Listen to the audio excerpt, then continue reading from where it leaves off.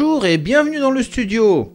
Cette semaine, j'ai sorti mon PVM que j'avais pas sorti depuis un bon moment pour lui brancher la GameCube. GameCube qui est énormément utilisé par mon fils. Moi je l'utilise vraiment pas beaucoup, mais il aime beaucoup cette console. Et vous voyez sur la table un certain nombre de pochettes qui ne sont pas originales de jeux. Parce que quand j'ai récupéré cette console, je l'ai récupérée avec tout un tas de disques originaux, mais sans aucune boîte. Donc là, on a refait des reproductions de boîtes. Alors, la GameCube, qu'est-ce que c'est?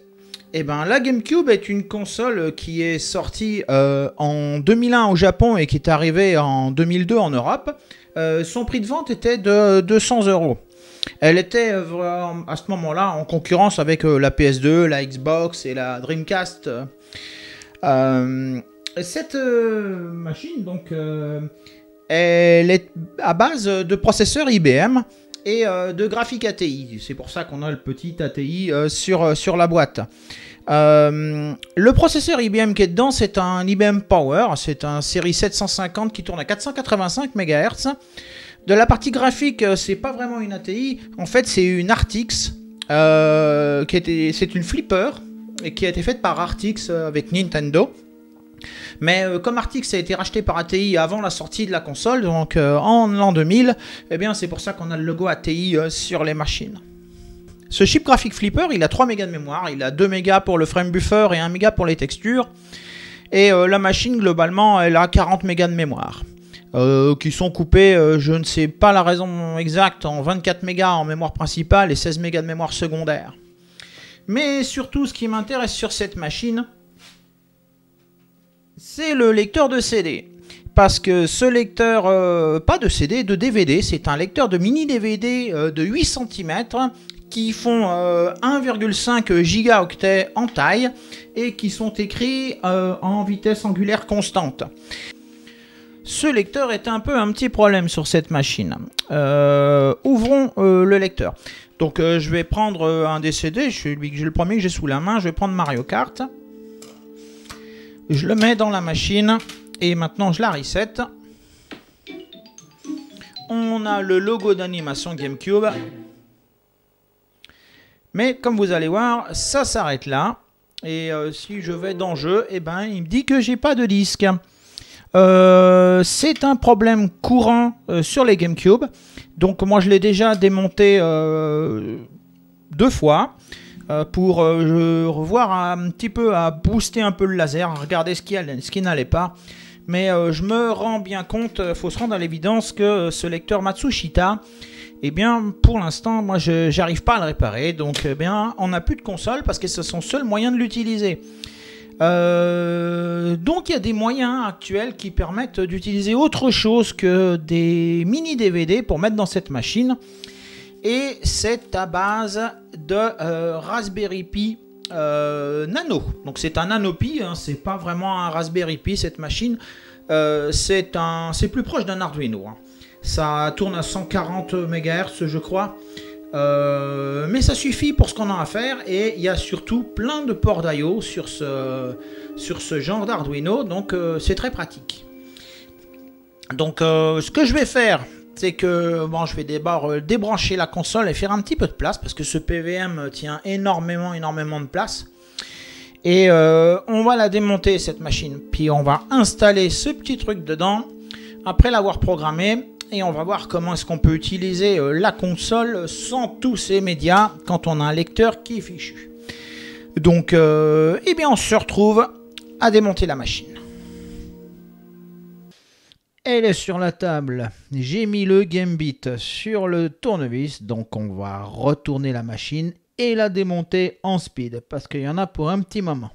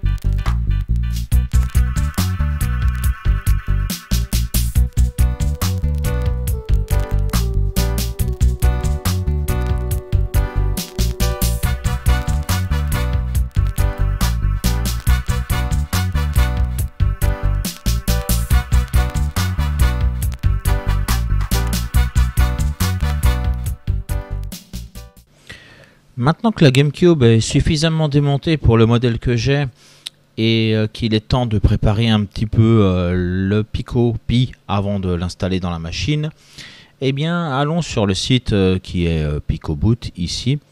Et dedans, on va trouver des informations sur comment l'installer. Notamment, on va s'intéresser à l'installation guide. L'installation guide nous dit que en fait, il faut flasher le Raspberry Pi Pico, ce qui est très simple, hein, parce qu'il faut tout simplement laisser le bouton enfoncé pendant qu'on démarre le PicoBoot.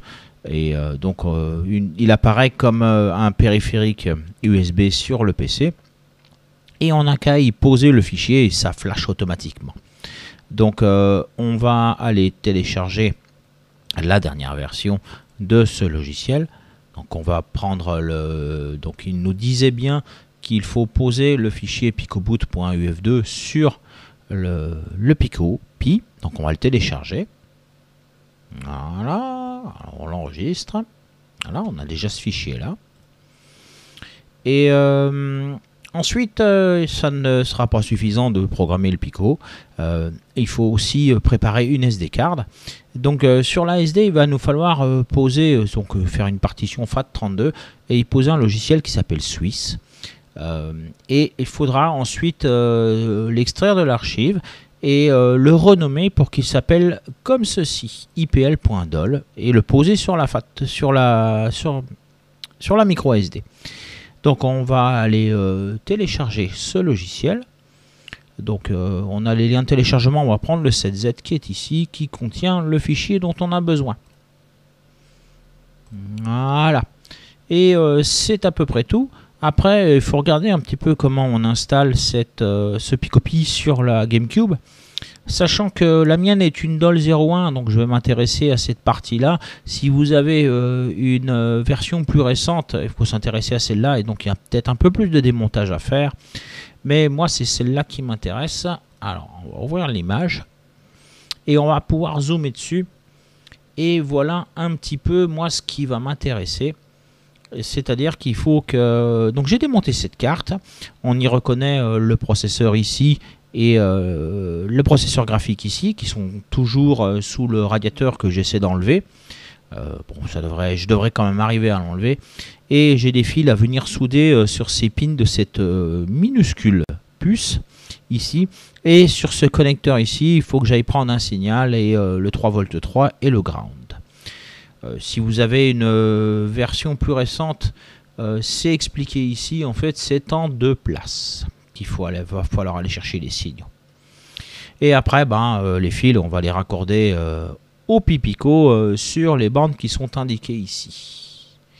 Donc voilà, on a tout pour préparer notre Pico. Donc, eh bien, retournons sur la console pour enlever ce radiateur. De retour devant la carte, eh bien, j'ai réussi à enlever le radiateur qui permet de découvrir, comme on l'a vu sur le schéma, sur la photo sur le site, le processeur, la carte graphique et la mémoire. Et donc, d'ailleurs, il refroidit tout, y compris la mémoire. Donc, c'est des pads thermiques, donc je n'ai pas de remplacement, donc je les comblerai, je pense, à la pâte thermique. J'essaierai de remonter ça. Donc les soudures qui sont à faire, c'est sur cette petite puce là. Il y a une soudure à prendre de ce côté-là, une soudure à prendre de ce côté-là. Et ensuite, ce sont des pins ici. Comme c'est très petit, je vais les faire hors caméra. Hein, puis je reviendrai quand les fils sont soudés. En parallèle, j'ai préparé le Pico Pi. C'est très simple, hein, je ne voulais pas filmer parce qu'en fait il suffit d'appuyer sur le bouton ici en le branchant à votre PC et puis il apparaît comme une clé USB, on drag and drop le fichier dedans et ça programme le Pico Pi, donc c'est très très simple. Donc il est prêt, j'ai des fils que je vais venir souder sur cette puce et je vous reprends après pour faire les soudures sur le Pi parce que ce sera plus simple.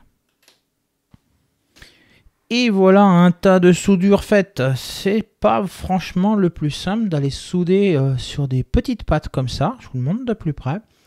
Tant que le téléphone veut bien faire focus. Donc voilà, j'ai vérifié, il n'y a pas de court-circuit, donc je devrais être bon. Je voulais faire les soudures avec vous sur le Pi, mais c'est pareil, hein, c'est des soudures qu'il faut que je fasse sous une loupe parce que ma vue n'est pas trop bonne. Donc en fait, je vous retrouve quand j'ai fait les soudures sur le Pi, ce sera plus simple. Voilà qui est entièrement soudé. Bon, les soudures sur le Pi, sur le micro-Pi, c'est plus facile à faire que sur la carte elle-même. Et donc, j'ai regardé un petit peu. Je pense qu'il aura de la place si on le laisse tout simplement ici. Faut que je remette le radiateur. Donc, il sera entre le radiateur et les prises devant. Donc, il ne devrait pas poser de problème. Ce que je vais faire, c'est que je vais refaire un montage minimaliste pour regarder si ça fonctionne. Et pour le faire fonctionner, donc maintenant qu'il n'y a plus de lecteur pour mettre des médias, il y a ce petit appareil là qui se branche dans les ports en façade et qui permet d'y mettre une SD. Donc j'ai mis une micro SD de 64 Go et j'ai récupéré quelques jeux que j'ai en originaux que j'ai mis sur cette SD et donc ça permettra de tester, voir si ça fonctionne. Donc je fais un montage minimum et on se retrouve, regardez si ça marche. Voici un montage minimal, donc vérifions que ça démarre. C'est bien parti. Et voilà, donc on a accès, le logiciel suisse qu'on a mis sur la micro SD fonctionne.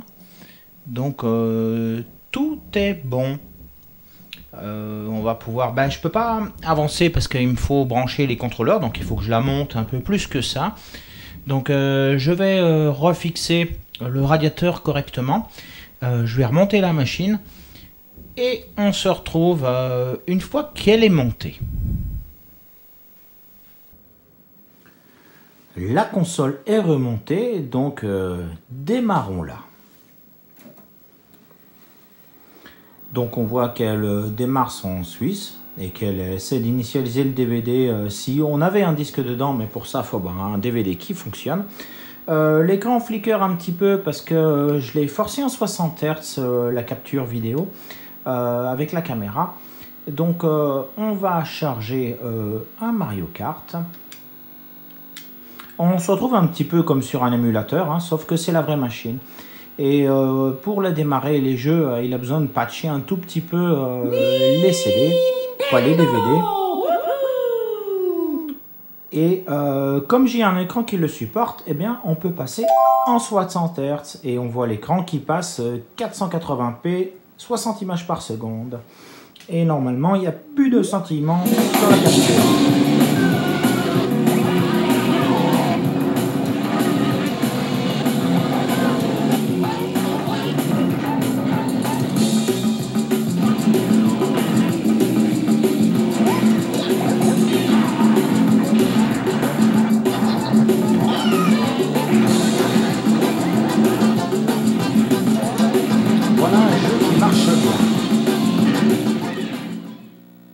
Alors, on va essayer de faire une petite partie, justement.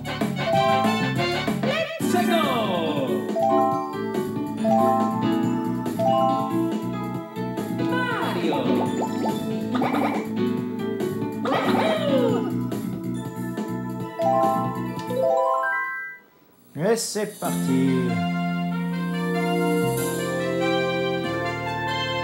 C'est quand même beau sur le PVM.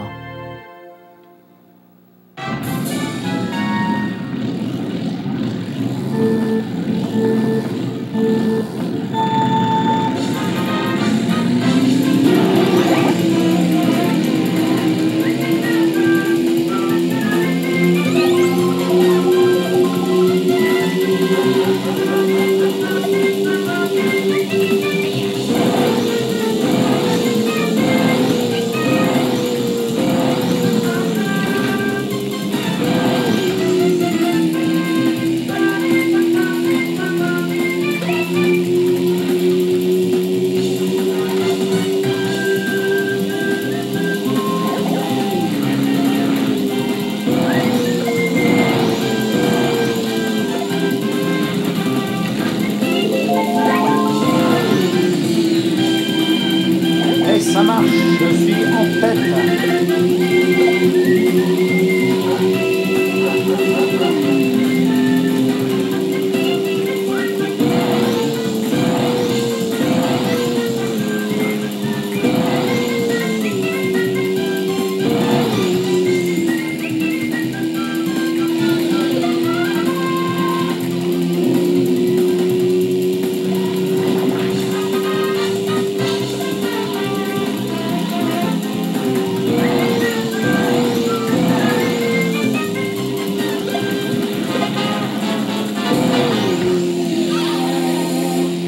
Donc voilà une GateCube qui est entièrement réparée et fonctionnelle, un petit peu hackée on va dire, hein, mais quand on n'a plus de DVD, il faut bien pouvoir se servir des anciennes machines.